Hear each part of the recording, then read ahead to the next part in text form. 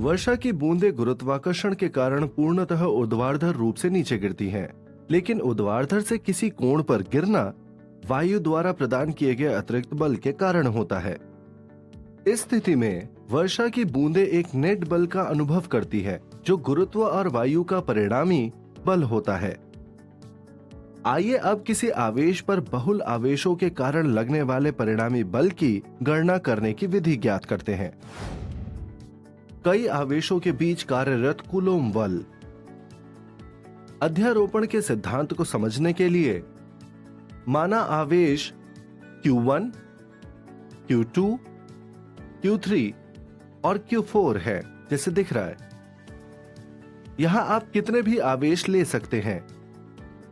माना vector R1, vector R2, vector R3 और vector R4 क्रमशः स्थिति सदिश है आवेशों के Q1, Q2, Q3 और इसके साथ ही Q4 के। आइए हम आवेश Q1 पर कार्यरत बल बाकी अन्य आवेशों के कारण ज्ञात करें। Q1 पर Q2 के कारण कार्यरत बल है vector F12 is equal to K into Q1 Q2 upon R12 square into R cap 21। ये बराबर होगा K into Q1 Q2 upon modulus of vector R1 minus vector R2 square into vector R1 minus vector R2 upon modulus of vector R1 minus vector R2।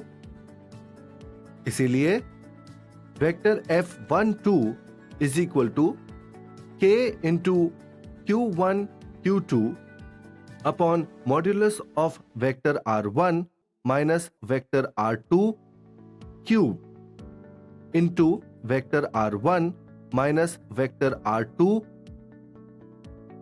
इसी प्रकार Q1 पर Q3 के कारण कार्यरत बल is equal to vector F13 is equal to K into Q1 Q3 upon modulus of vector R1 minus vector R3 cube into vector R1 minus vector R3।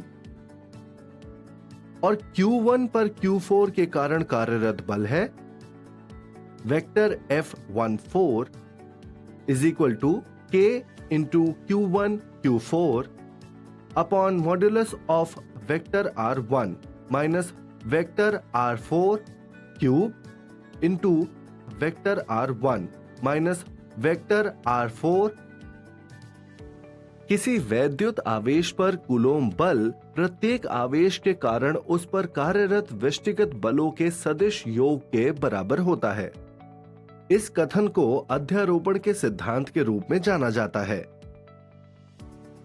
ये सिद्धांत प्रयोगों द्वारा सत्यापित है। अब अध्यारोपण के सिद्धांत के अनुसार आवेश Q1 पर कुल बल होगा, जो कि है vector F1 is equal to vector F12 plus vector F13 plus vector F14 और इसी तरह से ये जाता रहेगा वेक्टर F1n तक।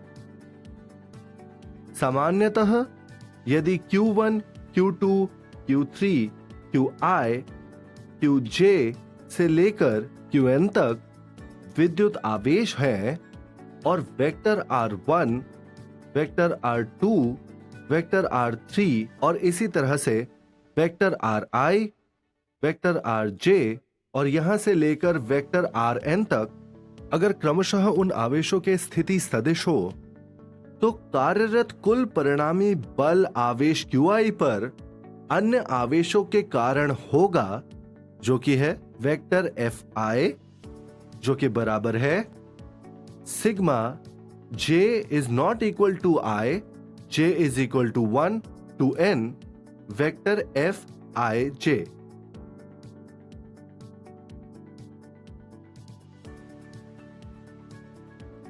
इसीलिए vector Fi is equal to K into sigma j is not equal to I, J is equal to 1 to n Qi Qj upon the modulus of vector Ri minus vector Rj cube into vector Ri minus vector Rj।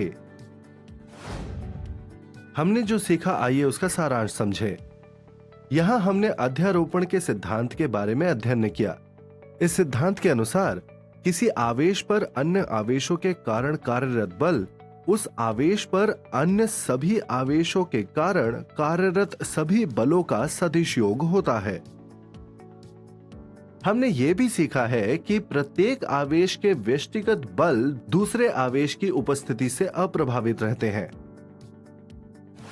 अब हम दो आवेशों के मध्य कार्य करने वाले बल की गणना करने की विधि सीख चुके हैं, लेकिन आवेश एक दूसरे के संपर्क में आए बिना एक दूसरे पर बल कैसे लगाते हैं, जानने के लिए जुड़े रहें।